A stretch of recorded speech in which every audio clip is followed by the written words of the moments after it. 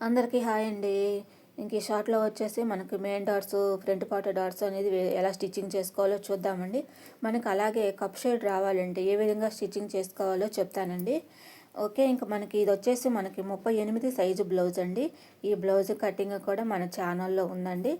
Okay, ఇంక ఇప్పుడు మనకి షేప్ బెల్ట్ వైపున వచ్చేసి మనకి బ్లౌజ్ని బట్టి మార్కింగ్ అనేది వేసుకుంటామండి. ఆ మార్కింగ్ల ప్రకారంగానే మనం మెయిన్ డాట్స్ అనేవి వేసుకుంటాము.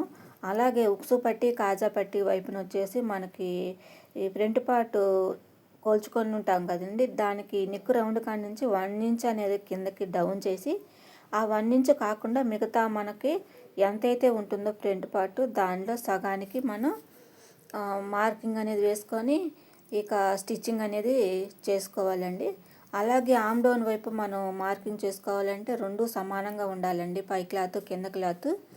ఓకే, ఆ విధంగా కనుక స్టిచ్చింగ్ అనేది వేసుకుంటే మనకి ఫ్రంట్ పార్ట్ డాట్స్ మటుకి కప్పు షేడ్లో వస్తాయి, బాగా ఫినిషింగ్ నీట్గా ఉంటుందండి.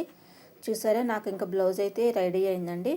ఈ బ్లౌజ్ కటింగ్ అయితే మన ఛానల్లో ఉందండి. అలాగే ఉక్సు కాజా పట్టికి కూడా మనకి గ్యాప్ అనేది రాదండి.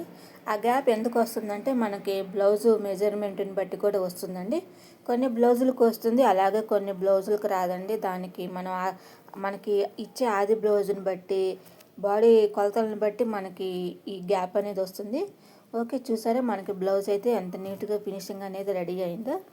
ఓకే, ఇంకా వీడియో కనుక నచ్చితే మన ఛానల్ని అయితే లైక్ చేయండి, షేర్ చేయండి, ప్లీజ్ సబ్స్క్రైబ్ చేసుకోండి. Thank you.